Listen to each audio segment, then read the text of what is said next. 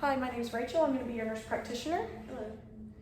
Hello. Is it okay if I conduct an assessment on you today? Yes. Okay, so I'm going to do an assessment of the cranial nerves. First, I'm going to start with the olfactory nerve.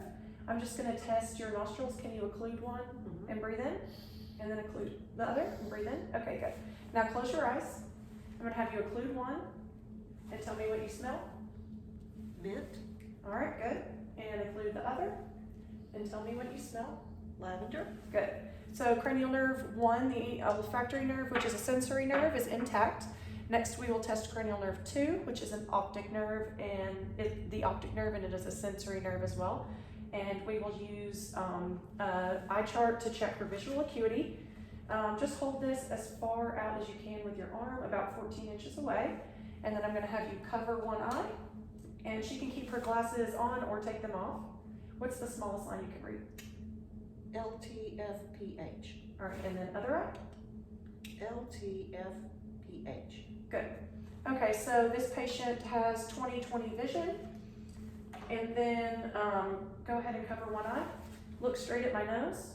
We're going to test her peripheral fields with the confrontation test. So just tell me how many fingers you see. 2, 2, 1, 1. And then the other eye. 2, 1, 2, 1. Good. So her peripheral vision was intact. And next we will do a fundoscopic eye exam with the ophthalmoscope. I will just use this to check the patient's red reflex. Oh, can you take your glasses off for me? Yes. Sorry, I forgot about that.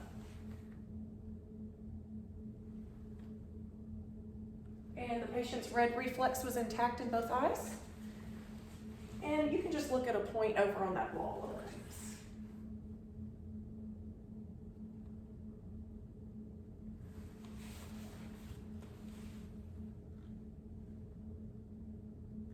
All right, so I was able to visualize the structures of the eye. The optic disc was creamy white pink and it had distinct margins.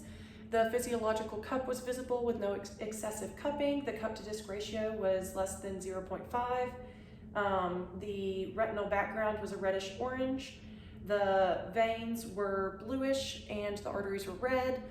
The veins were bigger than arteries with a ratio of 2 to 3, and the macula was dark, and there were no signs of twisting or hemorrhaging of the vessels. And so that would conclude the testing for cranial nerve 2, which was the optic nerve. Next, we'll move on to cranial nerve 3, 4, and 6. These are all motor cranial nerves. Cranial nerve 3 is the oculomotor nerve, which is responsible for pupillary constriction and rising of the eyelid with the levitator muscle.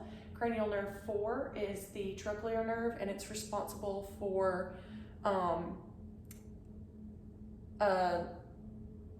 eye movements with the superior oblique muscle, and then with medial lateral eye movements with the superior oblique muscle. And then the cranial nerve 6 abducens is responsible for lateral eye movements with the lateral rectus muscle. So we're going to test these in a few different ways. First, we want to use a pin light to make sure that her pupils are equal, round, and reactive to light and accommodation. So just look at my nose. And I'm testing that her pupils react directly and consensually. And this one is reacting directly to light while the other reacts consensually to the light by constricting. And so her pupils appear to be equal and round in a size about 4 to 5 millimeters. And can you follow this with your eyes? And her pupils constrict as her eyes accommodate and converge. So her pupils are equal, round, reactive to light and accommodation. Next, we will check her 6 cardinal gazes. So just follow my finger with your eyes.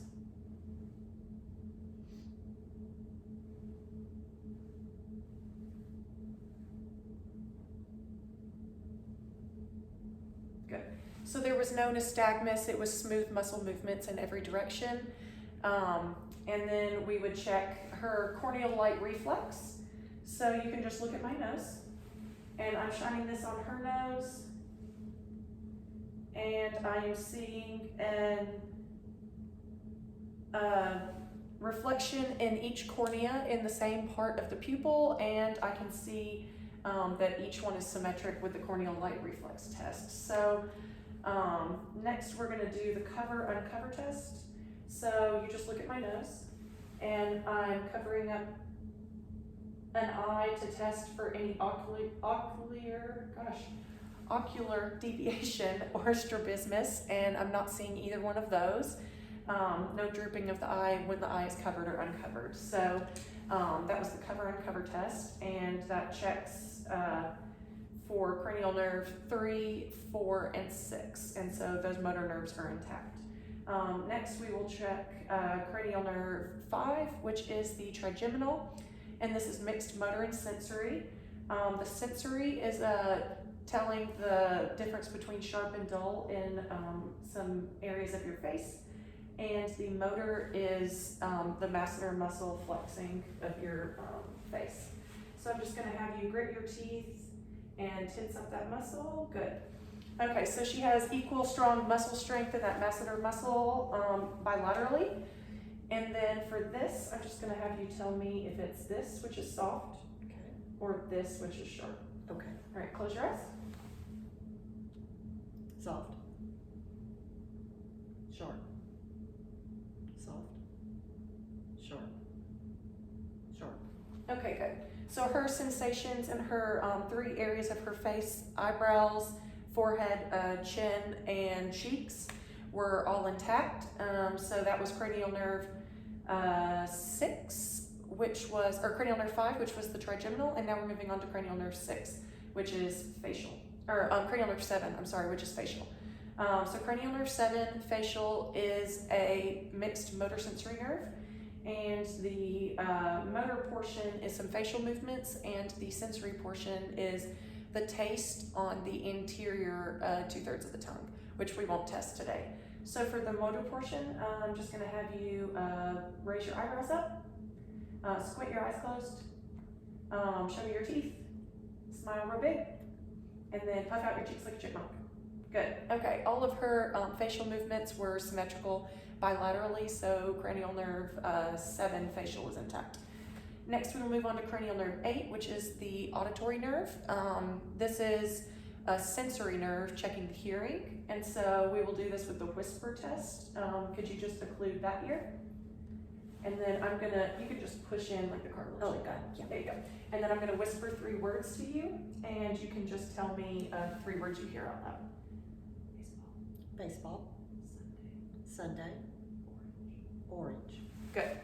And then we'll do it in this ear. So you occlude that ear this time. Sorry. Murphy. Yellow.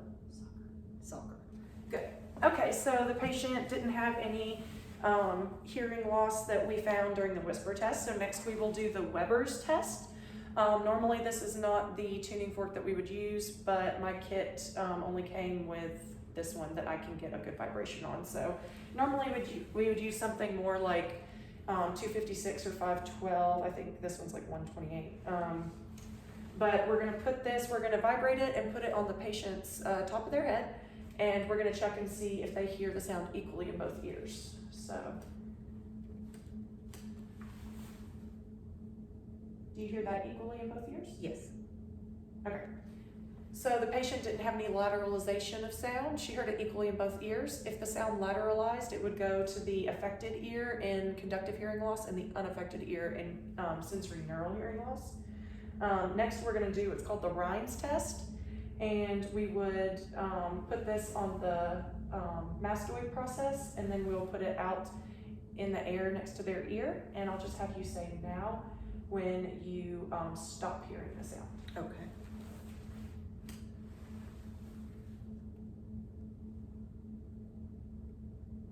No. No. Okay, and then we'll do it on the other side.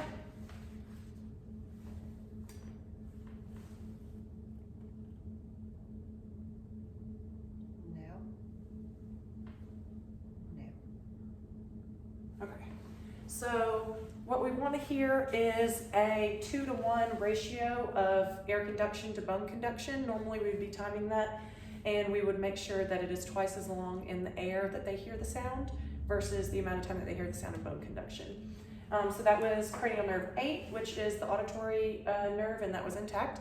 Moving on to cranial nerve 9 and 10 are the glossopharyngeal and the vagus nerve, and these are tested together, and these are again mixed motor and sensory. The sensory is the sensory and the taste on the anterior or the posterior 1/3 of the tongue along with the throat. We won't test that for this video, so we'll just worry about the motor portion. So I'm going to check that by checking the gag reflex, having the patient swallow and say ah. So open for me. Stick out your tongue. Say ah. Ah. So I saw that the patient's uvula is midline and it rises when she says ah. Can you swallow for me? And then I'm going to check your gag reflex. Okay, gag reflex is intact. Cranial nerve 9 and 10 is intact. Glossopharyngeal and vagus. Next we will do cranial nerve 11, which is the spinal accessory nerve. This one checks the muscle strength of the trapezius. So can you shrug your shoulders for me? Good. The trapezius muscles were +5 muscle strength against resistance. And then we're going to check her sternocleidomastoid muscles by having you turn your face against my hand. Good. Against my hand. Good. So she had +5 muscle strength in the SCM muscle as well, bilaterally, and that would mean that the cranial nerve 11 spinal accessory is intact. Cranial nerve 12 is the hypoglossal nerve, and this one is just the motor movements of the tongue. So you stick your tongue out for me. Good. And then put it in and push it against your cheek. And push it against this cheek. Good. So the bilateral strong muscle movements of the tongue would mean that the hypoglossal nerve, cranial nerve 10, is intact. So that concludes the cranial nerve assessment. Next I will do an assessment of the face, head, skull, neck, ears, and nose. First, I'm just going to begin that by looking at her face. I'm going to see that her skin is appropriate color for ethnicity. There's no excessive dryness, lesions, cracking, ulcerations, nevi, masses. Everything looks symmetrical that I'm seeing.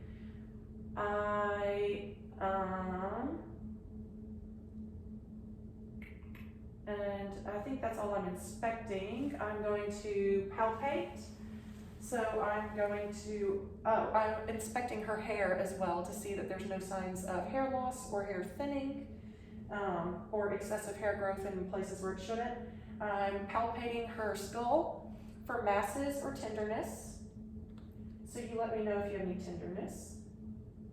And then I'm going to palpate her frontal sinuses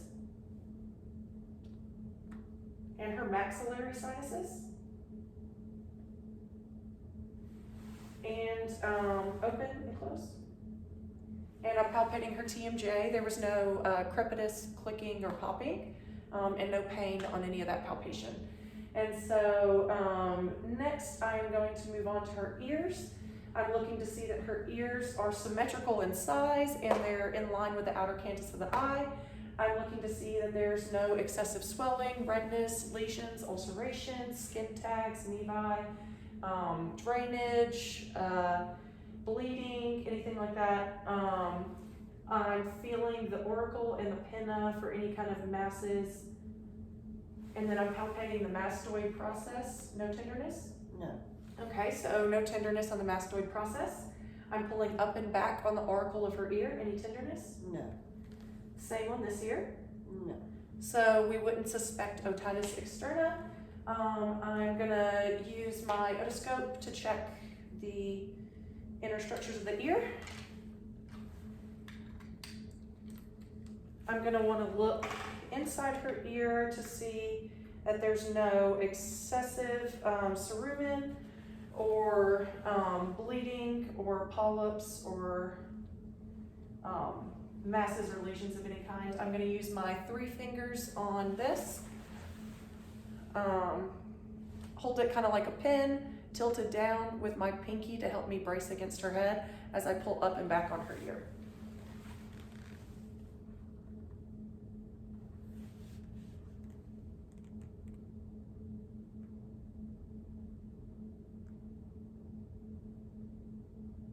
All right. So the external canal is pink with none of the signs of anything that I named, but I saw her tympanic membrane was pearly gray with no bulging, no effusion. I saw the short handle or the short process and the handle of the malleus. And for her right ear, the cone of light was at 5 o'clock. Sorry, I shouldn't have taken this off.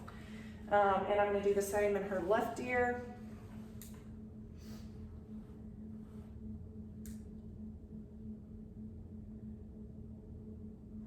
Okay.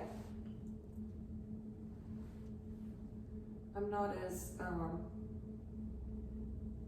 coordinated with my left hand, so tell me if this hurts.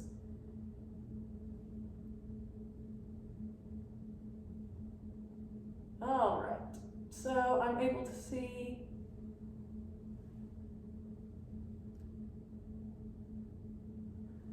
the same thing in this eye, or in this ear, the tympanic membrane, the short process and the handle of the malleus. For the right ear, the cone of light was at 5 o'clock, and for the left ear, the cone of light was at 7 o'clock. No bulging of the tympanic membrane, no effusion, no erythema, anything like that. So no signs of otitis media. And next I would change out this, and we would check the inside of the nose. I'm looking to make sure that her septum is midline and there's no septal deviation. Can you lean your head back?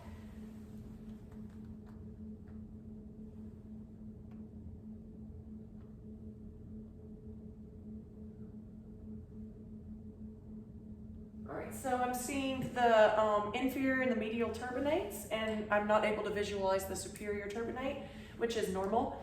I can see her mucous membranes are pinkish red, no bleeding, no polyps, no fissures, no ulcerations, no masses.